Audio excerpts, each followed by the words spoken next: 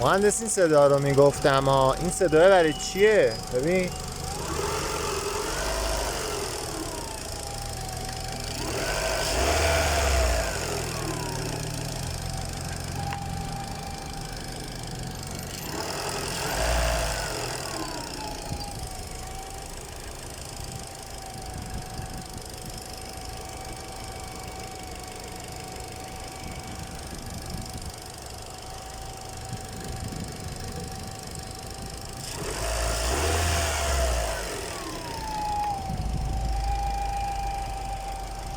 صدای زوزه و ناله.